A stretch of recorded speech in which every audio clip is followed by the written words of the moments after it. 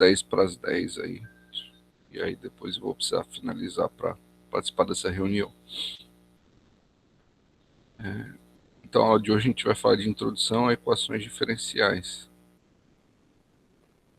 Deixa eu compartilhar aqui.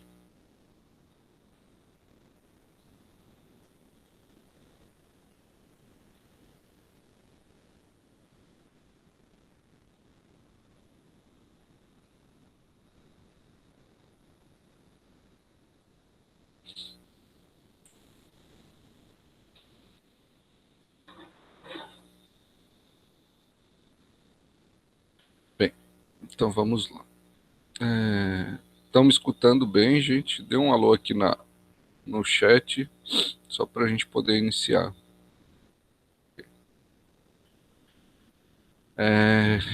Então, essa aula de hoje a gente vai falar um pouquinho de aplicações envolvendo integrais, né? Que foi o tema da aula passada, tá? E aí a gente vai então falar um pouquinho das equações diferenciais. É uma introdução mesmo, né? A gente vai falar o que é, vai definir uma equação diferencial através de alguns exemplos, e aí depois eu vou falar de uma equação, de um tipo de equação diferencial que é a equação separável, né? É uma das primeiras equações que a gente estuda quando começa a estudar esse assunto. Tá? Bom, então vamos lá. Quando que nós utilizamos, né, esse tipo de equação, as equações diferenciais? Então, as equações diferenciais elas aparecem, né, com frequência quando a gente vai estudar fenômenos naturais através de modelos matemáticos. Não só fenômenos naturais, mas sistemas de vários tipos. Então, toda vez que a gente precisar estudar fenômenos em que a gente utilize modelos matemáticos, em que nós vamos ter que modelar variações, né, por vezes nós vamos utilizar, vamos precisar então desse tipo de equação, né, porque a equação diferencial é uma equação então que ela representa essas variações, já que ela é uma equação em que nós temos aí nos seus termos derivadas, né, que como nós vimos ao longo do nosso curso, são formas de representar variações. A derivada é uma taxa de variação. Então, alguns exemplos. Então, um crescimento populacional, então, uma população que cresce, por exemplo, de maneira exponencial, uma população de bactérias, uma população de ratos, uma população humana, enfim, que dobra a cada espaço de tempo, a cada número de anos. Então, a gente pode estudar, né, pode representar uma população através de um modelo matemático que vai envolver uma equação diferencial. Outro exemplo, o movimento de uma mola. A gente estuda lá no ensino médio, na física, né?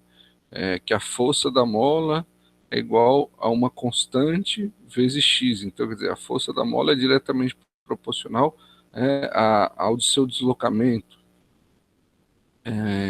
Então, o movimento de uma mola também pode ser estudado através de uma equação diferencial, se você pensar que força, né, é massa vezes aceleração. Então, a aceleração é derivada da velocidade. Então, a gente vai também poder representar esse movimento através de uma equação, através de um modelo matemático.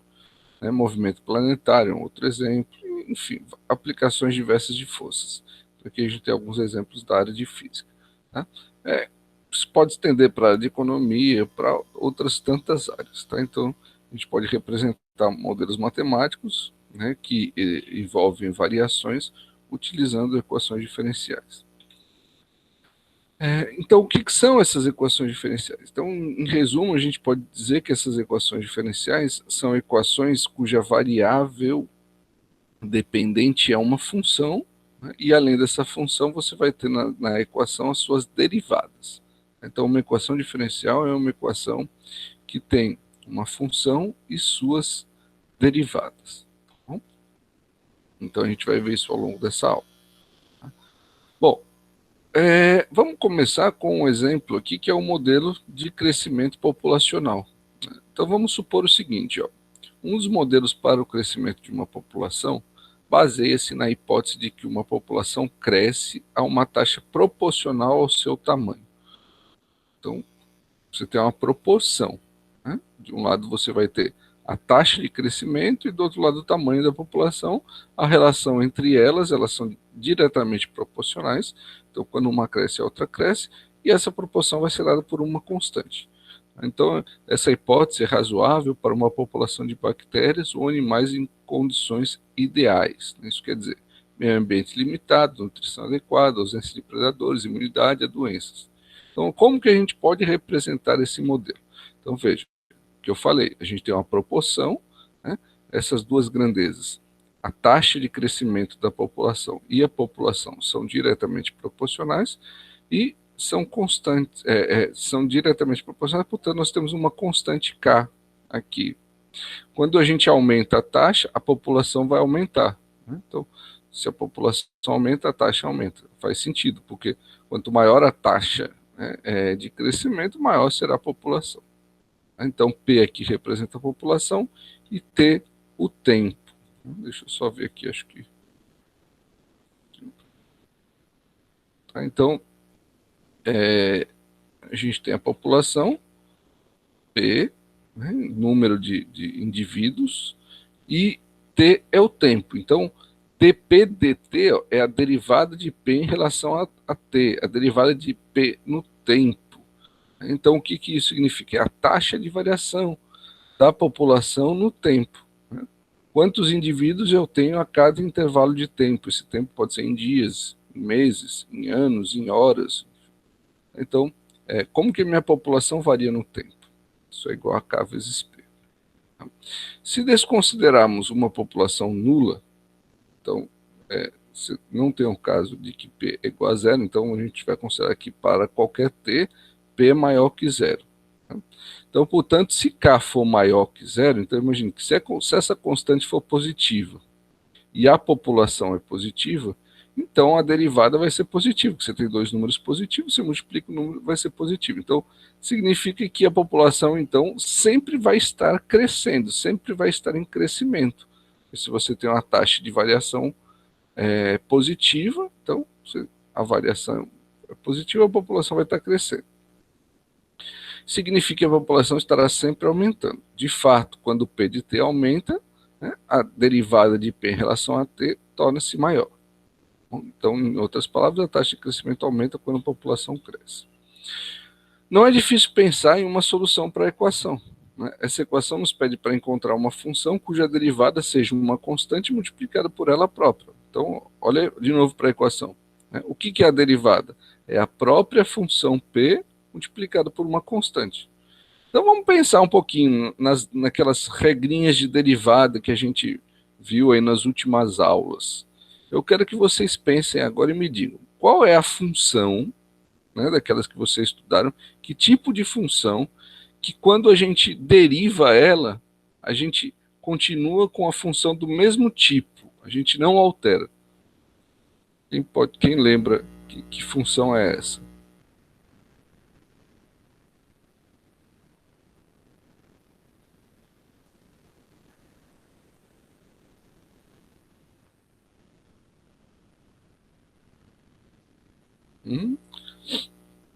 Deixa eu ver se alguém vai escrever aqui. Pode falar, gente. Eu quero que vocês pensem aí qual é a função que, quando a gente deriva, a gente continua com a mesma função. A gente não altera a função.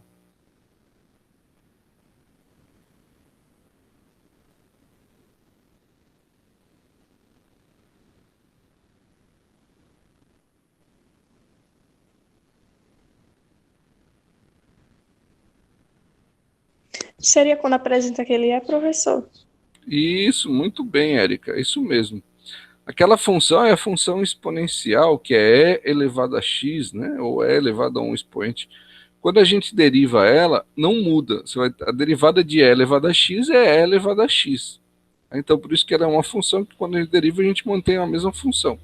Então, veja. O que eu tenho? Eu quero encontrar uma função P, né, cuja derivada continua sendo P, só que multiplicada por uma constante. Então, que função é essa? Vai ser essa função exponencial. Tá? P de t igual a c vezes e elevado a kt. Então, essa função exponencial é uma função que quando a gente deriva ela, a gente vai continuar com essa função. Então, ó, o que, que dá a derivada disso aqui? Então, derivada de e elevado a kt vai dar e elevado a kt vezes esse k aqui. Então, o k vai multiplicar o c, então a gente vai ter, ó, c vezes k vezes e elevado a kt. Então, é k vezes c vezes e elevado a kt. Né? Ou se eu pensar aqui, ó, k vezes c é uma constante, então eu posso continuar chamando de k, vezes isso aqui, ó, é p vezes t. Então, a derivada é a própria função p vezes k. Tá? Então, a derivada é a própria função. É isso que ele está dizendo aqui. Bom, então, esse tipo de modelo é um modelo bem simples para representar uma população, mas que se encaixa bem nesse tipo de função, tá? Para esse tipo de função.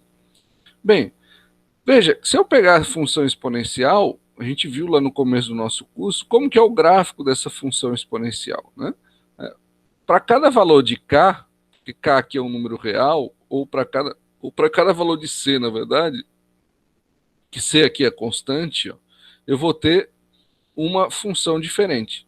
Por isso que a gente diz que quando nós temos uma equação diferencial, a solução vai ser uma família de funções, quer dizer, um conjunto de funções. Por quê? Para cada valor de c, né, porque c é um número real, então eu posso, para cada número real que eu substituir aqui, eu vou encontrar uma função diferente. Por isso que aqui nesse gráfico tem várias funções. Inclusive, se c for positivo, aqui eu vou ter funções positivas. Se o c for negativo, eu vou ter funções aqui negativas. Então, eu tenho um conjunto de funções. Okay? Agora, como eu estou falando de população, população é dada por número de indivíduos e em função do tempo, aí para esse problema específico, por exemplo, o tempo nunca vai ser negativo. Então, essa parte aqui que está à esquerda do x, ela não vai satisfazer a esse problema especificamente.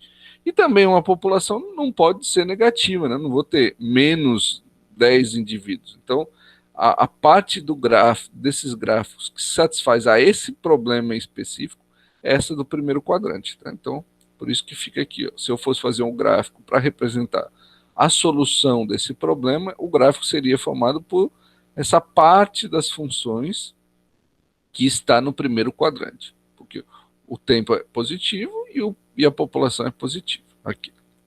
Bom? Então, agora veja, por que são várias funções? Porque para cada valor de c, c é um número real, para cada c eu tenho uma função diferente. Tá bom? E essa constante é chamada de condição inicial, condição de contorno, né? A gente vai ter um par ordenado que dá o valor de t e de p de t, e aí usando esse par a gente acha o c. Então, se você tiver essa condição, você acha uma dessas funções. Muito bem. Vamos pegar um exemplo inicial aqui para a gente começar a pensar aqui. Então veja só. Uma população é modelada pela equação diferencial dp de dt igual a 1,2p que multiplica 1 menos p sobre 4.200. Então, uma população é modelada por essa equação. Item A. Para quais valores de p a população está aumentando? Item B. Para quais valores de p a população está diminuindo? Item C. Quais são as soluções de equilíbrio, né, desse modelo? Bom, então vamos resolver esse problema. Vou colocar aqui um slide novo para a gente poder resolver. Então deixa eu copiar aqui essa equação.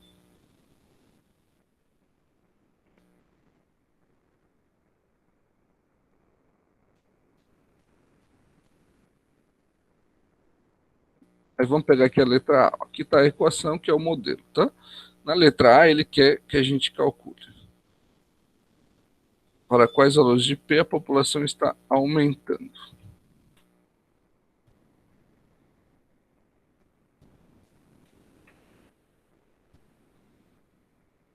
Então, vamos lá. Então, eu pergunto a você, gente, veja só. Essa equação nos dá o quê? Nos dá a derivada da população em função do tempo. A derivada representa o quê, se a gente for lembrar? Derivada representa a taxa de variação. Então, eu tenho a taxa de variação da população em função do tempo. Então, a taxa de variação da população. Bom, se a população está aumentando, o que vocês sabem da taxa de variação nesse caso?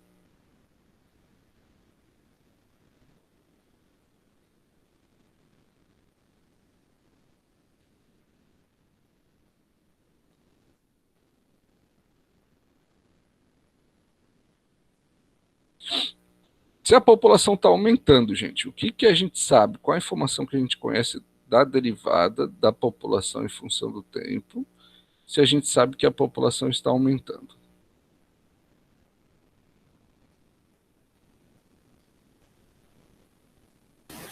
Ela teria que alcançar valores positivos. Ô, Ariston, eu não ouvi, ficou bem baixinho. Você pode repetir, por favor? Ela teria que alcançar valores positivos.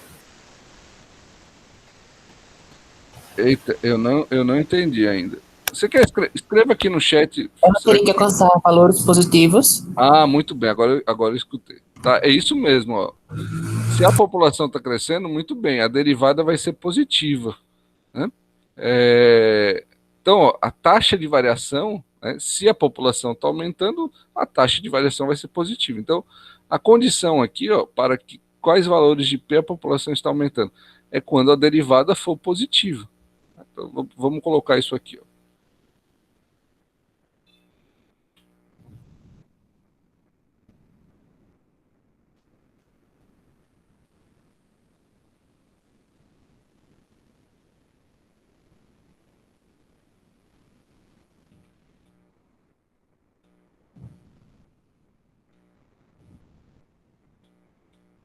Então, coloquei assim.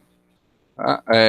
Então, se a população aumenta, a derivada é maior que zero, é positivo. Né? Então, vou copiar isso aqui, ó.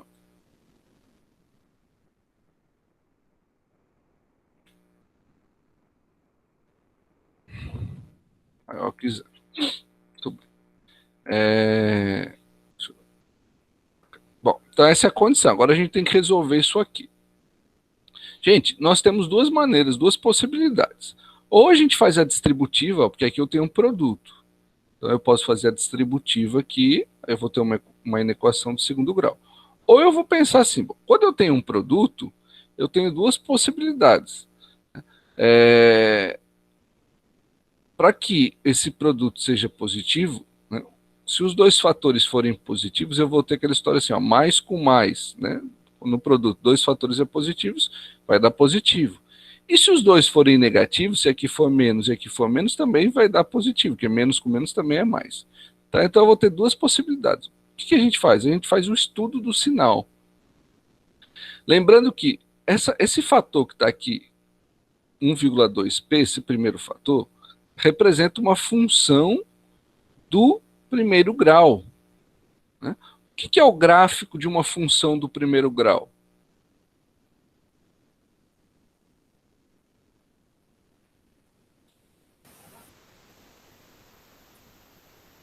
É uma reta. Muito bem, é uma reta. Então, eu vou fazer o seguinte, eu vou fazer a reta aqui. Ó. Deixa eu mudar a cor aqui. Muito bem, é uma reta. Lembra, uma função do primeiro grau a gente estudou lá no começo da nossa disciplina, é uma reta. Ó, aqui em azul é o eixo X, tá? Deixa eu colocar aqui, eixo X.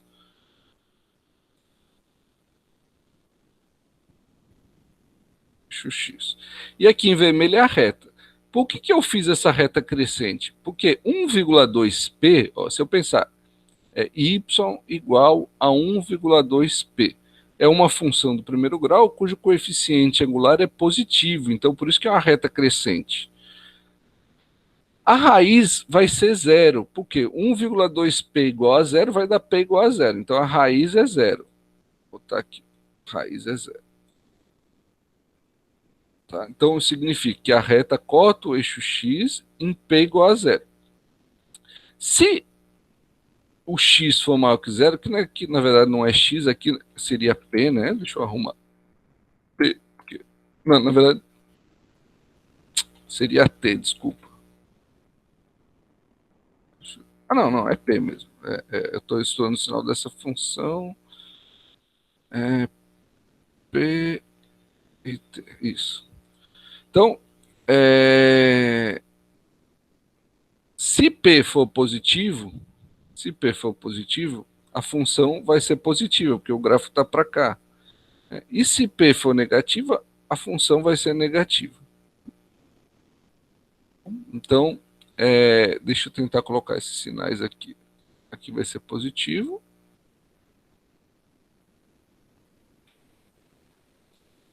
E aqui vai ser negativo.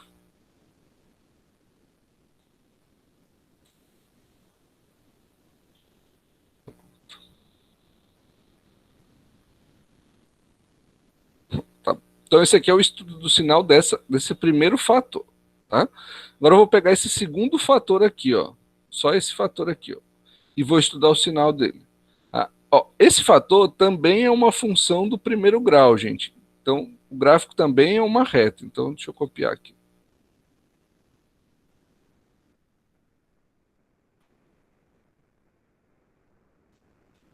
Vou fazer aqui embaixo.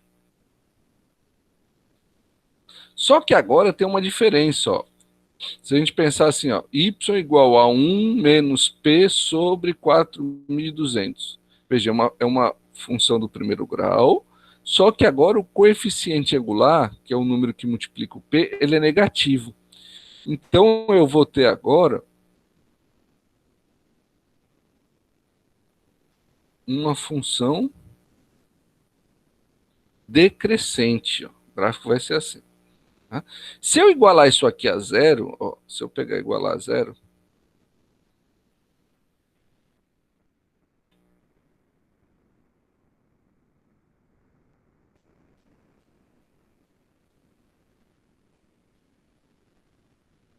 vou resolver essa equação, tá?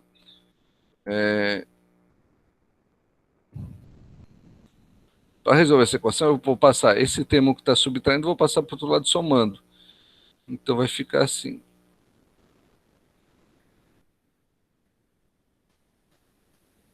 Bom, 1. E aí esse 4.200 que está dividindo, eu passo para cá multiplicando.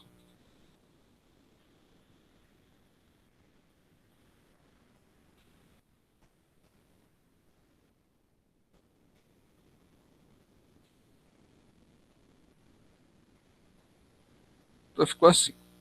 Então isso aqui foi para achar a raiz. Ó. O que eu achei? Eu igualei a minha função que eu estou querendo estudar o sinal a zero.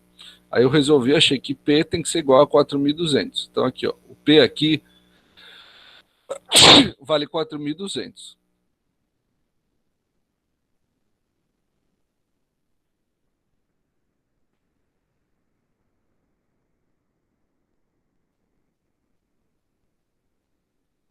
Aqui.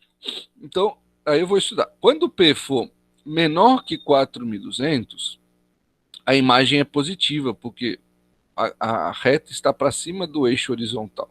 Então a imagem vai ser positiva. Vou copiar aqui. Aqui. E se P for menor que 4.200, a imagem vai ser negativa. A imagem vai ser negativa. Bom, então eu estudei o sinal das duas funções, de cada um dos fatores. Aí o que eu faço?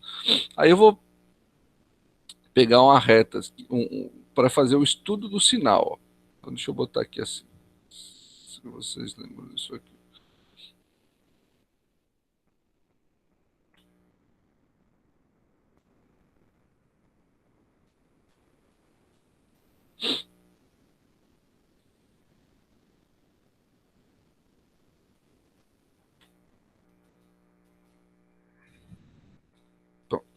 Então eu tenho aqui o estudo sinal. Aí eu tenho 0 e 4.200. Então vou botar aqui as duas raízes. Ó. Aqui o x vale 0. Aqui, na verdade, desculpa, não é o x, é o p, né? Aqui vale 4.200. Aí eu vou botar os dois fatores aqui. Ó. No primeiro fator, quais são os sinais? A esquerda do zero é negativo. Então vou copiar aqui. Negativo. E a direita do zero é positivo.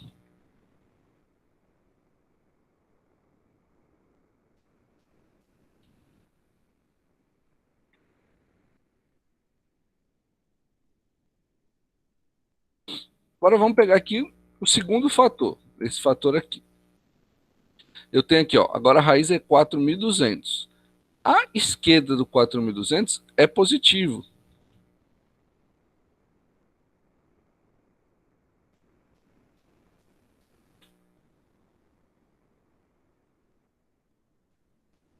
E a direita do 4.200 é negativo.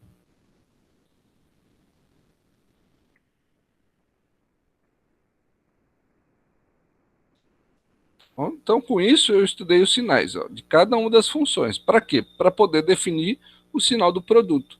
Então, o produto, eu vou ter menos com mais, aqui vai ser menos, né?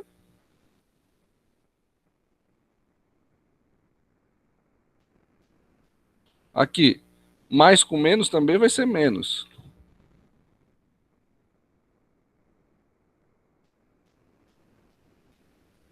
E aqui, mais com mais, vai ser mais, né?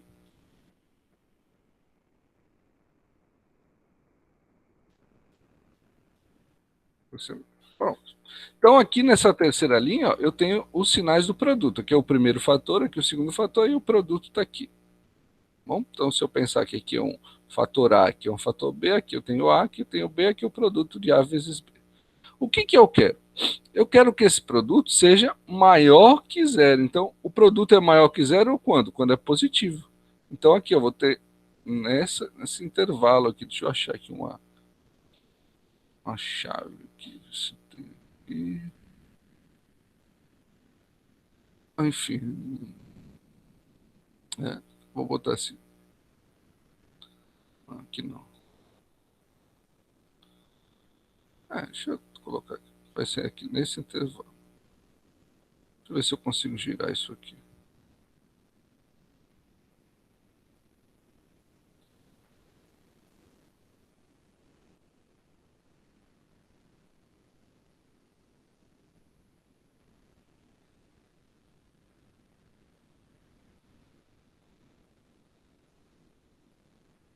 Enfim, gente, deixa isso para depois, vai.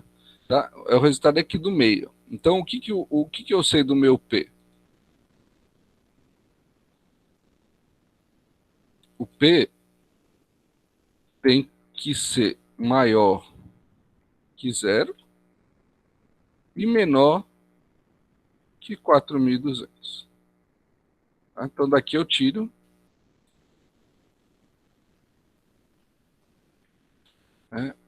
que o P aqui está entre 0 e 4.200. Então, para que a minha população, né, esteja aumentando, né, então eu tenho esse valor de P aqui, entre 0 e 4.200. Por quê? Porque aí a taxa de variação é positiva. Bom, então esse primeiro item é o trabalho que eu tive que fazer aqui, é o estudo do sinal, né? O que eu estou querendo definir? Se a população está aumentando. Se a população está aumentando, a derivada tem que ser positiva, nós estudamos o sinal e vimos que a derivada é positiva aqui no meio, entre 0 e 4.200. Aí vem o item B. Né? O item B ele quer saber para quais valores de P a população está diminuindo. Vou copiar aqui. Ó. Então, agora, esse é o item B. Agora vamos lá. Para quais valores de P a população está diminuindo? Então veja só, gente. Se a população está diminuindo, a taxa de variação tem que ser agora negativa. Tem que ser menor que zero.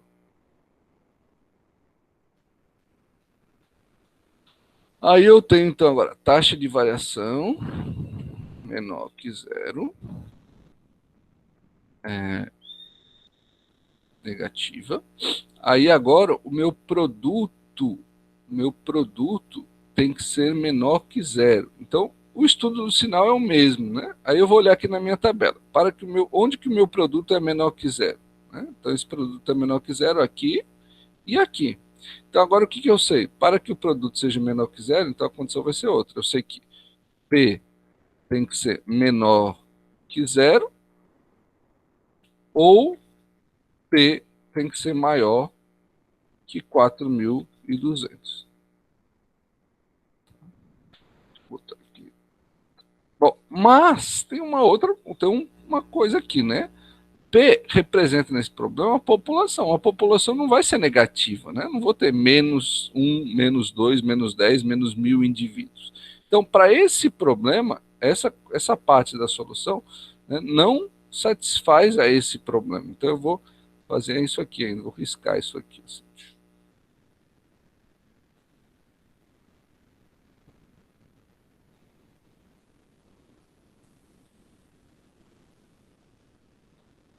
Então, essa solução não satisfaz porque a população não pode ser negativa. Então, quando que a população está diminuindo? Quando P for maior que 4.200, né? Nessa condição. Então, no item A, nós definimos quanto que a população aumenta, no item B, quanto que a população diminui. Agora, no item C, ele quer saber quais são as soluções de equilíbrio. Né? O que é a solução de equilíbrio? Quando que a população está equilibrada, ela nem aumenta e nem diminui. Então, veja, no item A a gente viu o quê? A população aumenta se a taxa de variação é positiva. No item B, a população diminui se a taxa de variação é negativa.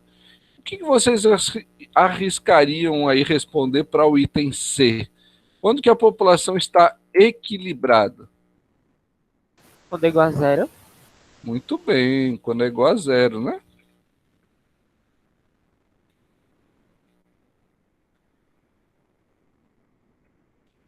Tá, então a população está equilibrada quando a taxa de variação é zero. Se a taxa de variação é zero, ela nem aumenta e nem diminui, então ela fica equilibrada. Então agora a gente vai resolver esse problema aqui. Ó. A taxa de variação tem que ser igual a zero. Tá? Então o estudo do sinal é o mesmo, gente. Ó. A gente viu onde ela é positiva e onde ela é negativa. Onde ela é zero? Ela é zero nas duas raízes. Ó. Aqui em zero, em 4.200. Então a população está equilibrada quando P for igual a zero ou quando P for igual a 4.200. Tá? Então, para esses dois valores de P, ela nem aumenta e nem diminui. Ela fica equilibrada. Então, imagine o seguinte, a população é zero, ela está equilibrada. Né? Vamos supor que você tem lá a população de uma bactéria, de um vírus, está equilibrado, porque se você não tem um vírus no ambiente, pronto, ele não vai crescer. Aí, o vírus chegou no ambiente, então aí você tem P igual a 1, né? Aí ele começa a se reproduzir, ele vai reproduzindo, porque aí você vai ter uma taxa de variação positiva, né? Aí chegou no 4.200, vai ficar equilibrado de novo. Se passar de 4.200, por algum motivo ele começa a diminuir, porque a taxa de variação fica negativa. Vamos ver. Muito bem. Então aqui é a letra C. Né? Ok? Bom, gente, então esse foi o primeiro exemplo aí que a gente resolveu, tá? Deixa eu só ver aqui uma coisinha, que oração.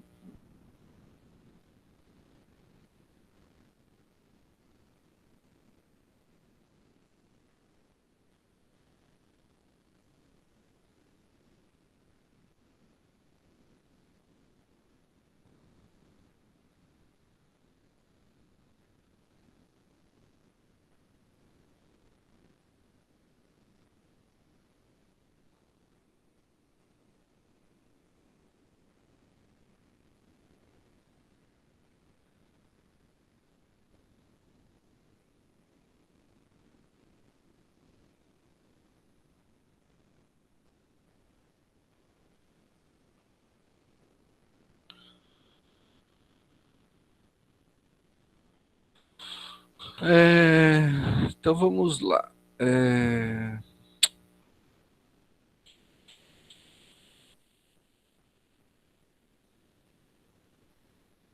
Vamos continuar aqui. Né? Então vamos ver um outro exemplo agora. Consideremos o movimento de um objeto com massa m na extremidade de uma mola vertical. Isso aqui está aqui no desenho. Ó. Então você tem um objeto, um corpo aqui, ligado a uma mola. Tá? Essa mola é vertical. Então a massa desse objeto é m. Okay? O que acontece? Ele está aqui em equilíbrio. A posição de equilíbrio, eu tenho um eixo x aqui para marcar a posição. Então está aqui em x igual a zero é a posição de equilíbrio. A mola está paradinha, aqui o objeto está parado. Alguém vem e estica essa mola, então puxa esse objeto para baixo. Então você vai ter que, numa posição igual a x, você vai soltar. Quando você vai soltar, a mola vai começar a se movimentar. Aí ela vem, passa pela posição de equilíbrio, se comprime. Né? Aí depois ela vai esticar de novo e vai ficar fazendo esse movimento periódico. Se não houvesse, né, resistência do ar, atrito, a força da mola, isso aqui ia ficar fazendo isso aqui infinitamente, se fosse uma mola perfeita. Mas aí com essas forças que agem, a gente vai tendendo a voltar para a posição de equilíbrio. Tá? Então, esse movimento é dado segundo a lei de Hooke. Bom, então o que a lei de Hooke fala? Se uma mola for esticada ou comprimida x unidades a partir do seu tamanho natural, então ela exerce uma força que é proporcional a x. Então, essa força, que é chamada de força elástica, ela é proporcional a x, né? Onde cai uma constante positiva, então é essa constante da mola. Então, a força da mola, a força elástica, é igual a menos k vezes x. Então, a força da mola é igual a menos k vezes x. Então, força, o x aqui é a posição. Se ignorarmos qualquer força interna de resistência, então, pela segunda lei de Newton, né, a força é massa vezes aceleração. Então, a gente vai ter a força, que é massa vezes aceleração, é igual a menos kx. Lembrando que a aceleração é a derivada da velocidade, que é a velocidade derivada da posição. Por isso que aparece esse termo aqui, ó, que é uma derivada de segunda ordem. Porque você vai pegar a posição, vai derivar, você vai ter velocidade. Depois você deriva de novo, você vai ter aceleração. Então a aceleração é a derivada de segunda ordem da posição em função do tempo. Então isso aqui, esse termo do lado esquerdo é massa vezes aceleração. A massa vezes a aceleração é igual a menos k vezes x. Bom, então isso aqui é aquela equaçãozinha da lei de Hooke. Bom, aí essa equação é interessante para a gente pegar um exemplo que nós chamamos de equação diferencial de segunda ordem. Por quê? Porque você tem aqui, ó, uma derivada de segunda ordem, né? A derivada de maior ordem que aparecer em uma equação é o que vai definir a ordem dessa equação. Então, como nessa equação a derivada de maior ordem é uma derivada de segundo grau, então a gente vai ter uma equação diferencial de segunda ordem. A derivada de segunda ordem de x é proporcional a x, mas com o sinal oposto. Então vamos pensar aqui. Que função tem essa propriedade? Se a gente for lá para aquela tabelinha de derivadas que a gente estudou, gente, vocês lembram de alguma função que se a gente pegar e derivar duas vezes essa função, a gente volta para a função inicial? Tentem aí pensar das funções que a gente estudou, alguma que tem essa propriedade.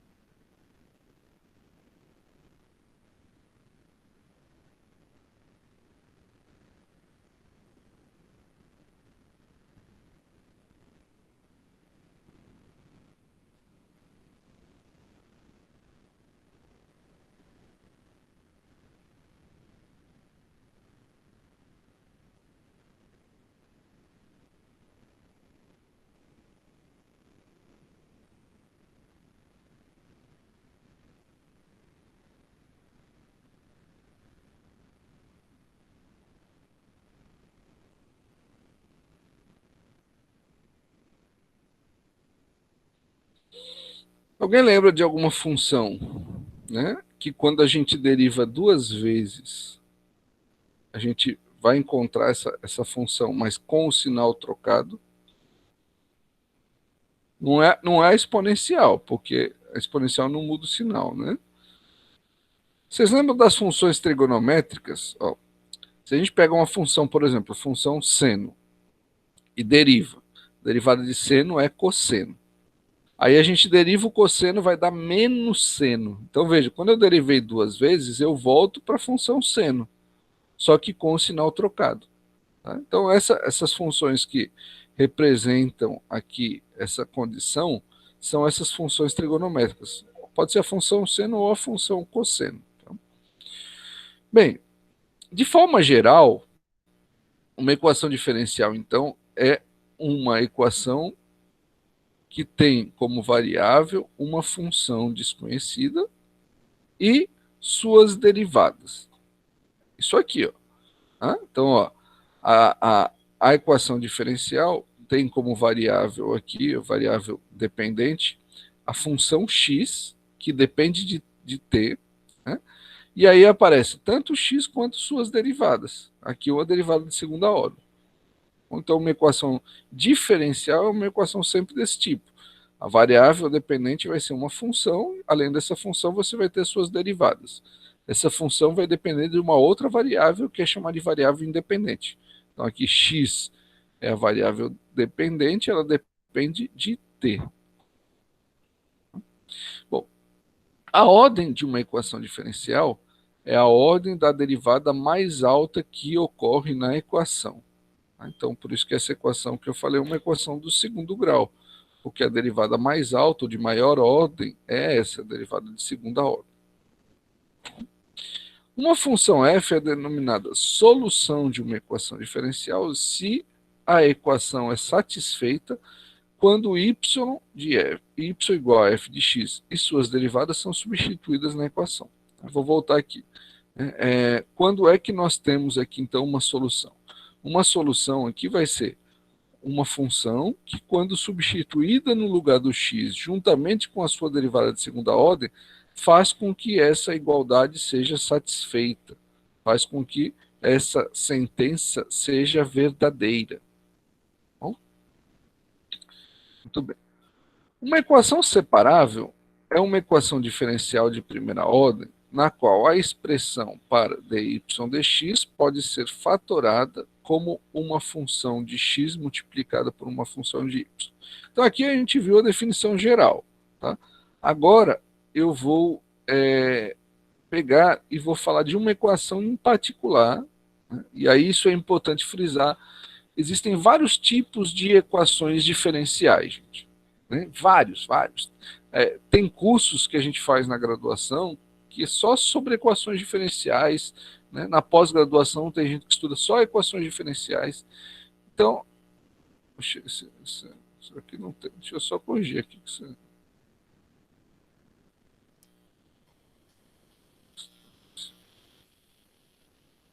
Separáveis. Esse acento está estranho. Bom, então, eu poderia ficar falando para vocês o resto do nosso curso, enfim, eu não daria para concluir, né? É um assunto extenso. Então eu optei por fazer o quê? Eu optei por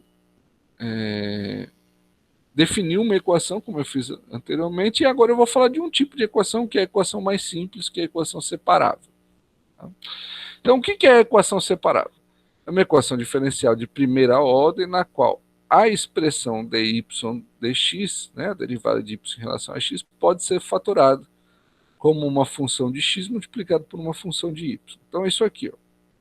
Então, dy dx pode ser fatorado, transformado em fatores, né, duas funções. Uma função que só depende de x e uma função que só depende de y.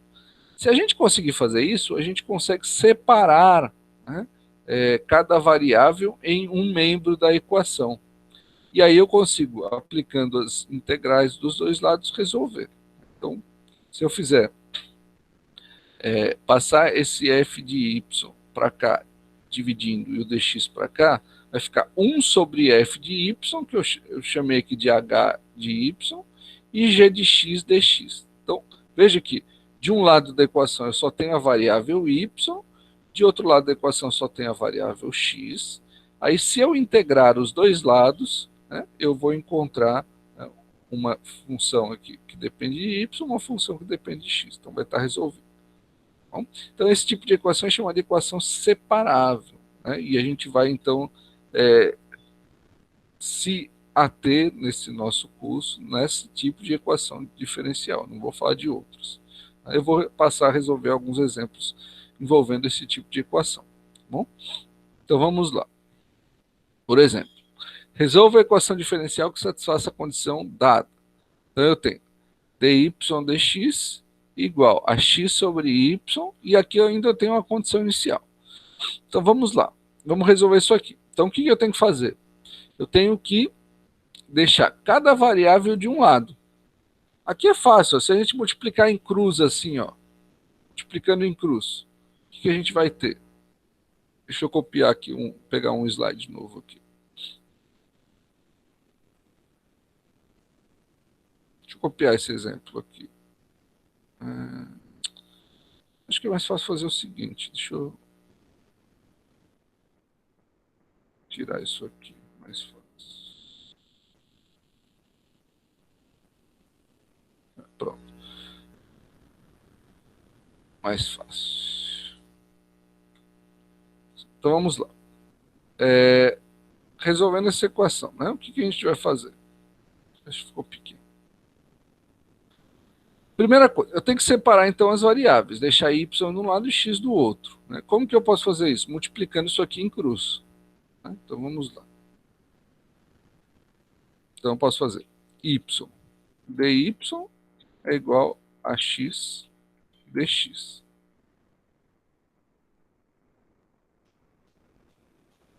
Então um pouquinho.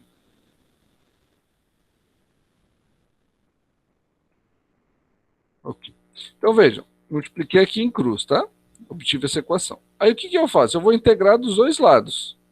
Vou integrar dos dois lados. Então, copiar essa equação. Seria...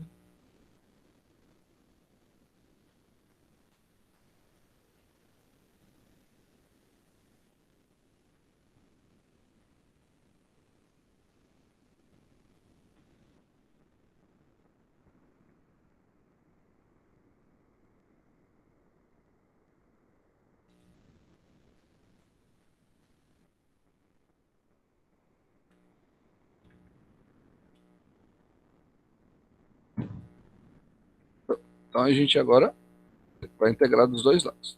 Então primeiro separei as variáveis, multiplicando aqui em cruz. Aí agora eu vou integrar dos dois lados. Então vamos lá. O que dá a integral de y dy?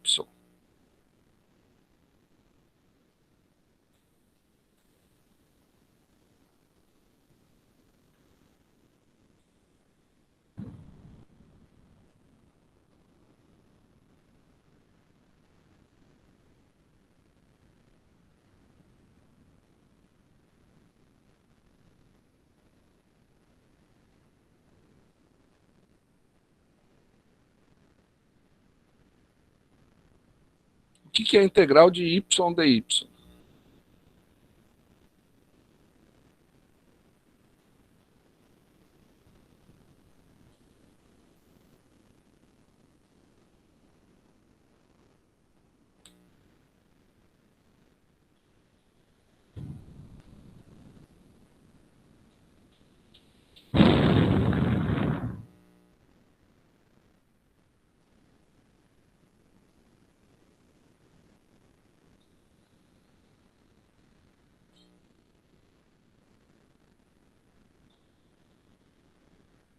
Pessoal, estão me ouvindo aí?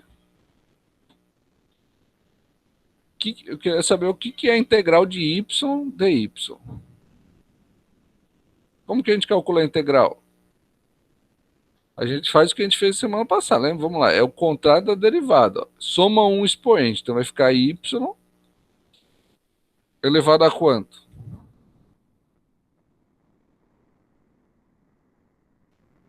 Dois. Muito bem, y elevado a 2. Aí eu vou dividir por quanto? Vou Dois. dividir por 2, tá? Então, ó, a integral de y dy é y ao quadrado sobre 2. Aí eu vou fazer agora o quê? Então, agora eu vou integrar do outro lado. Ó. Igual. Agora a integral de x. O que vai ser a integral de x? X ao quadrado dividido por 2. Muito bem. Isso mesmo. X ao quadrado. Porque, ó, integral é o contrário da derivada. Então, agora eu vou somar 1 ao expoente. Então, fica x ao quadrado. Aí eu divido pelo 2. Tá? Aí, gente, eu vou colocar aqui uma constante de integração. Eu não preciso colocar dos dois lados, porque se você pensar, Se você colocar uma de um lado e outra de outro lado, como são constantes, se uma subtrair a outra, vai dar uma constante. Então, normalmente a gente coloca de um lado só. Então, quando eu resolvo essa equação, eu encontro a solução, é uma família de funções, né? E aí, por isso que foi dada aqui essa condição inicial. Ele quer que a gente resolva essa equação e depois aplique essa condição inicial para encontrar a solução particular. Então, essa condição diz o quê? Que se o x for zero, o y é igual a menos 3. Então, eu substituo aqui essa condição para encontrar o c. Então, substituindo essa condição, a gente vai ter o seguinte: se x for zero, o y é menos 3.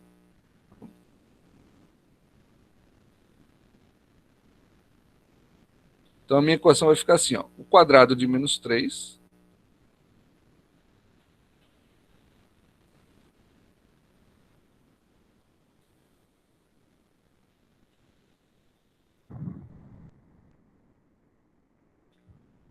dividido por 2 é igual. Aí, o x é zero, né? Quando o y é menos 3. Então, vai ficar 0 ao quadrado dividido por 2 vai dar 0. Mais a constante. Então, ó, c mais 0 vai dar c.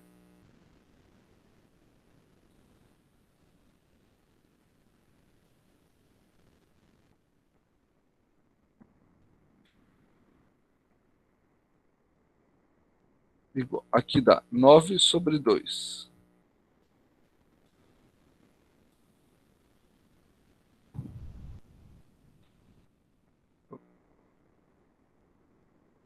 Então, a constante é 9,5.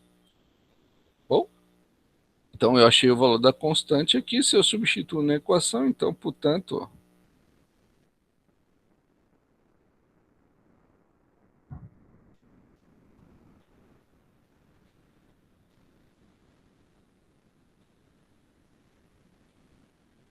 nove sobre 2. Você vê aqui, ó, todos os termos da equação têm o mesmo denominador 2. Então eu posso cortar esse 2, esse 2, esse 2 e reescrever essa equação ainda assim, ó.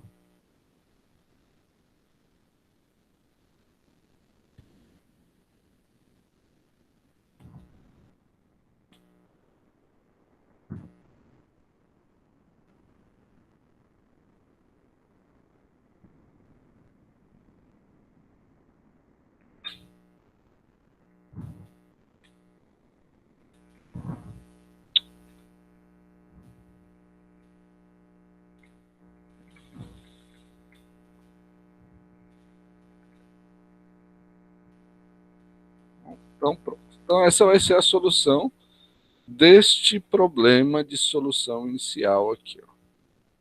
Bom? Então, nós resolvemos esse problema, né, fazendo o quê? Vou repetir. Eu tenho lá uma equação diferencial, né? Eu separo as variáveis, multipliquei em cruz, ficou y de um lado, x do outro. Aí, resolvendo essa equação, eu encontrei a solução geral, substituí a condição inicial, encontrei a constante, aí substituí aqui a solução. Ok? Alguma dúvida, gente, até aí? Alguma pergunta?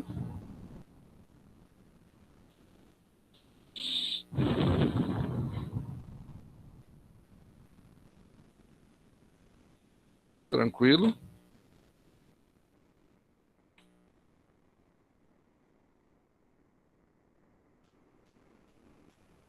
Vamos falar para o exemplo 3 agora. Ver se tem alguma questão aqui no chat.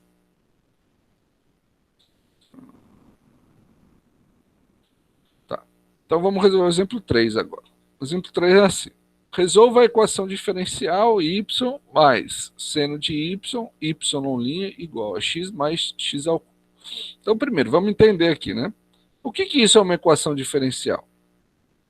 Porque, veja, eu tenho a y' aqui é a derivada de y. Né? Então, eu tenho uma derivada, né, uma função y, e sua derivada. Então, quando eu tiver uma equação, uma função e suas derivadas, eu tenho uma equação diferencial.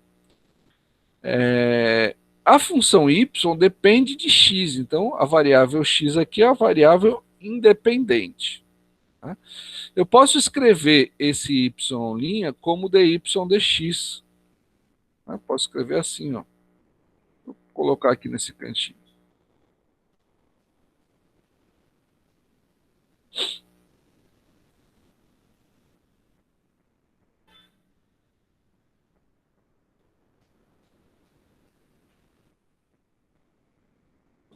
Então eu posso escrever esse y', eu posso escrever como dy dx. Vamos resolver essa equação fazendo o quê? Separando as variáveis. Então, primeira coisa, esse dx eu vou passar para o outro lado multiplicando. Então vai ficar assim.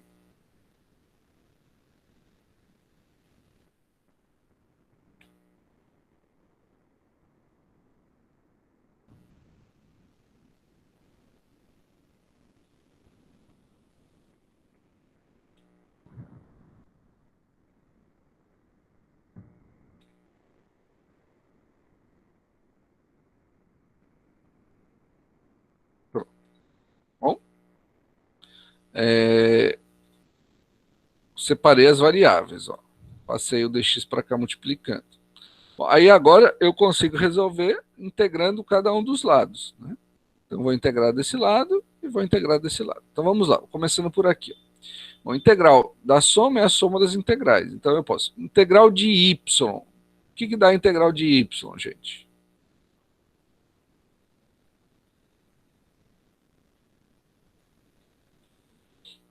O que dá a integral de y? y² sobre 2. Muito bem. Vamos lá. Integral de y é y² sobre 2. Muito bem. Mais. Agora eu tenho integral do seno de y. Alguém lembra? Menos cosseno. Muito bem. Integral do seno de y é menos o cosseno de y. Muito bem. Bom, pronto. Então já integramos do lado esquerdo. Agora vamos para o lado direito. Então, agora eu tenho integral em função de x. Ó. Então, o que dá a integral de x? x² sobre 2. Muito bem. x² sobre 2. Mais integral de x². x⁴ dividido por 4. Muito bem. Vou botar aqui a fração.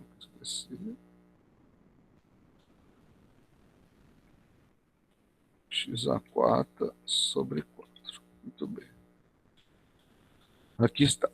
Aí faltou o quê? Colocar uma constante de integração, mais a constante. Bom, pronto. Então nós temos aqui, ó,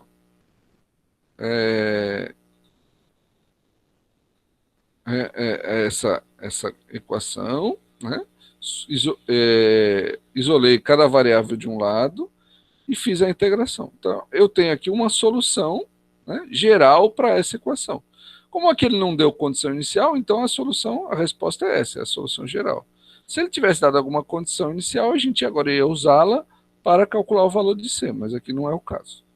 Bom, posso até deixar isso aqui para cá, aqui no meio. Tá bom? Então agora essa é a resposta. Tá? Então é a solução da equação. Ok? E por fim, né, vamos lá. Aqui fizemos o 2, o 3. Vamos ver agora esse probleminha, ó, o exemplo 4 agora. Aqui, o 4. Então veja, vocês vão ver que a gente pode usar, né, a gente usa as equações diferenciais sempre que a gente tem problemas que envolvem variações. Tá? Variações. Um exemplo 4. Né? Então, por exemplo, uma solução de glicose é administrada de maneira intravenosa na corrente sanguínea em uma taxa constante R. Então, à medida que a glicose é adicionada, ela é convertida em outras substâncias e removida da corrente sanguínea a uma taxa que é proporcional à concentração naquele instante. Então, o modelo para a concentração, C igual a C de T da solução da glicose na corrente sanguínea, é Então a gente tem dc dt igual a R menos KC igual a K maior que zero. Então aqui eu tenho dc dt, o que que é? É a variação da concentração no tempo. Então, essa concentração de glicose está variando com o tempo. Isso vai ser igual a R, que é uma constante, ele diz aqui, uma taxa constante, menos K vezes C. Né? Esse K é maior que zero. Item A. Suponha que a concentração no instante t igual a zero seja C0. Determine a concentração em um instante qualquer resolvendo a equação diferencial. Então, vamos resolver essa equação diferencial aqui, gente. Tá? Bom, para resolver a equação diferencial, o que eu preciso fazer? Eu preciso isolar as variáveis. Então, como nesse membro aqui, ó, eu só tenho a variável C, eu vou multiplicar isso em cruz. Ó. Multiplicar isso em cruz para que eu fique desse lado com a variável C e desse lado com a variável T. Então, vamos lá.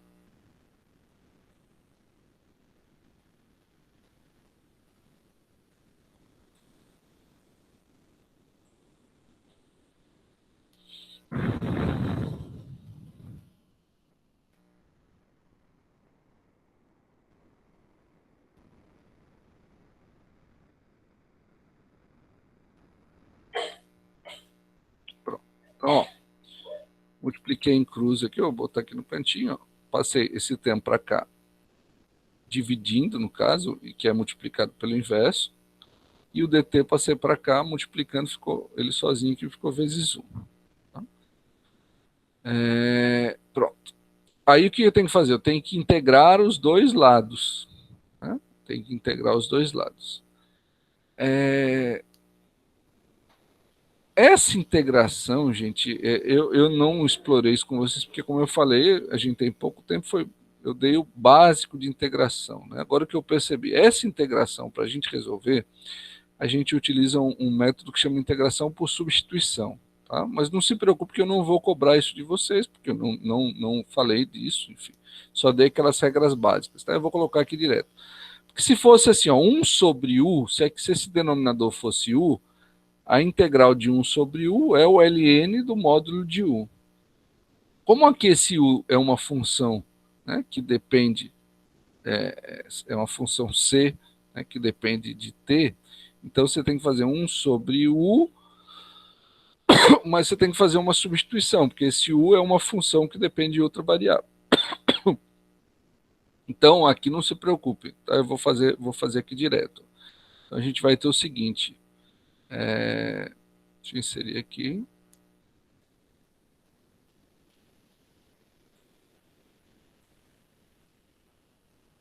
Aqui vai ficar ln do módulo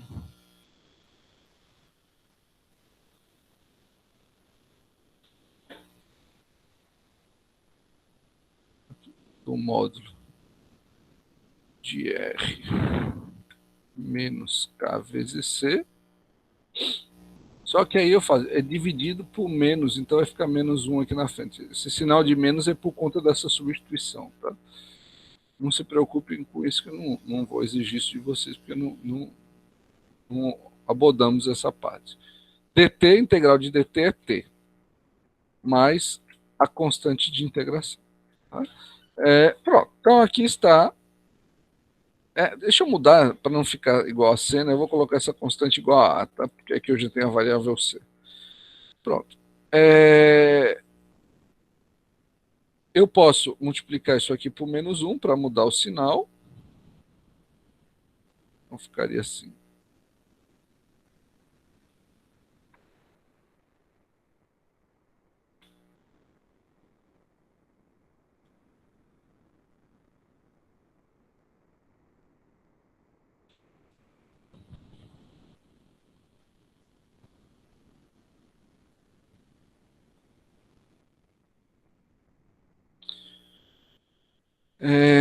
E aí eu posso, se quiser, fazer ln é o logaritmo de base e. Então, se eu fizer e elevado a isso aqui, vai dar isso. Então, vai ficar, se quiser escrever na forma de...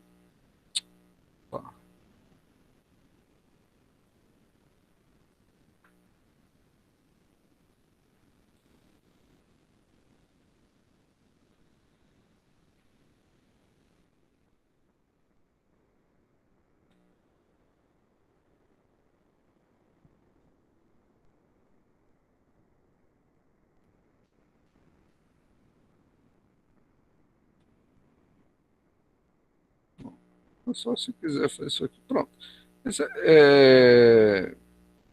Esse aqui seria a nossa solução, tá? Como isso aqui já seria a solução, eu posso melhorar um pouco. Como essa exponencial é positiva, então o que está dentro do módulo pode ser igual a mais ou menos essa exponencial, e aí aqui eu posso depois isolar o C, né? Tá? Se quiser pode manipular mais isso aqui, mas eu não vou me preocupar muito com isso. Então, essa era o item A, né? Ele pede para determinar a concentração em qualquer instante, então vamos isolar o C aqui, ó. Então vai ficar assim, ó.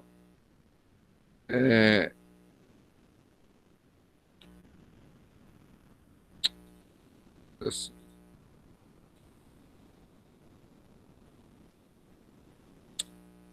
Fica R menos KC, ó.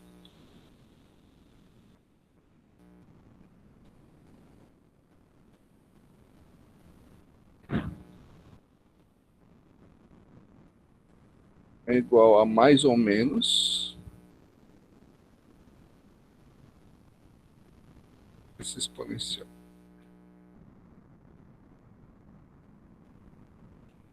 Tá? Então, por que ficou mais ou menos? Importante lembrar disso. É por conta do módulo, né? Como o que está dentro do módulo tem que ser igual a esse exponencial, então o que está dentro do módulo pode ser mais ou menos isso aqui. Aí eu vou isolar o C, vou passar esse R para cá, ou vou passar esse KC para cá, então vai ficar.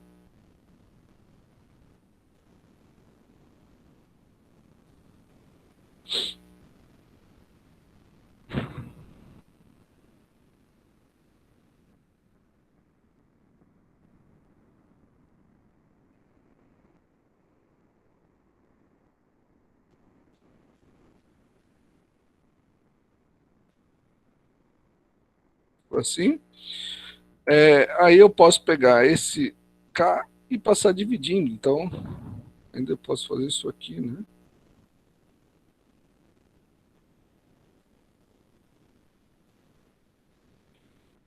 Esse C é a concentração, que varia no tempo, vai ser igual a...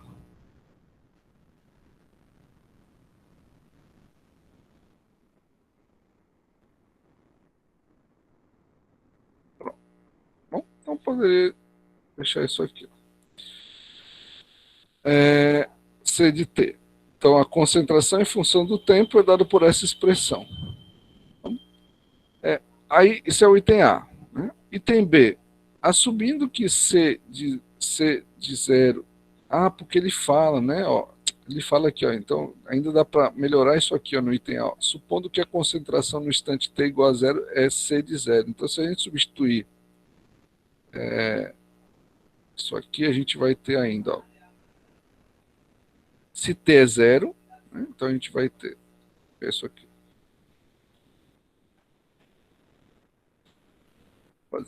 Se T é 0, então aqui é 0, né?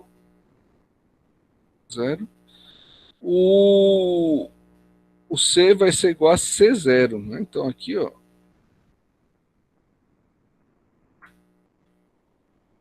nossa, C0. Pronto. Ou então, substituir essa condição inicial, né? Se T é igual a 0, C é igual a C0. Pronto. Então, o que a gente vai ter? Ó, aqui vai ficar E elevado a 0 menos A, vai ficar menos A, aí você vai ter o valor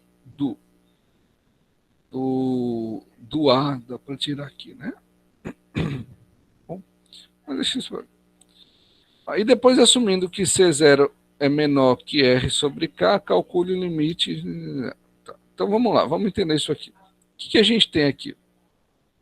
A gente tem aqui uma função exponencial, isso aqui é constante, ó, e aqui vai ser constante, então é uma função exponencial decrescente. Então, ela é decrescente porque o expoente aqui, apesar de a base ser 2,71, mas é negativo, então é o inverso, por isso que ela é decrescente. Então, o gráfico dela é assim, né? Conforme o T aumenta, isso aqui está diminuindo, né? Está diminuindo. Então, você vai ter R sobre K mais ou menos essa exponencial, que está tendendo a zero. Né? Então, se isso aqui tende a zero conforme o limite tende ao infinito, você vai ficar R sobre K mais zero, vai dar zero. Então, significa o quê? Quando... Vou copiar esse limite aqui,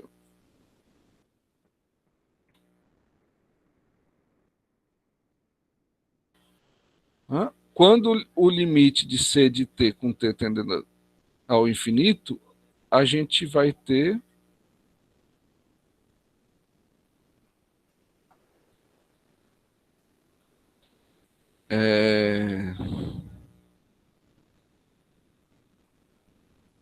esse limite, desculpa, gente, tá um problema aqui em casa, igual a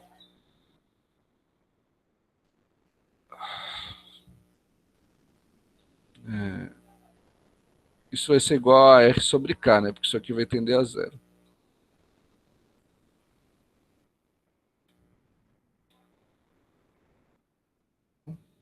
Então, esse aqui vai ser o item B, isso aqui tende a R sobre K. Bom, é isso, gente. Esse último eu não vou fazer porque eu acabei esquecendo que vai exigir integral por partes, por substituição, enfim, que são temas que a gente não viu, né? Então, eu vou parar por aqui. Não se preocupe, como eu falei, com essa questão da integral por substituição, não vou cobrar, vai ficar mais nessas equações mais básicas mesmo, que envolvem só as integrais mais simples, né? Que é aquelas que a gente viu na semana passada naquela tabelinha que eu passei para vocês. Tá bom? Então, só para fechar, a equação separável, então, é a equação que a gente consegue separar as variáveis, né? E aí uma de cada lado, integrando a gente consegue resolver. Então é isso. Bem, gente, eu vou... São 9h40, né? Hoje a aula foi mais curta, né? Para a gente poder concluir essa parte, né? Como eu expliquei no início. Deixa eu suspender aqui a gravação para não esquecer, para não ficar interrompendo.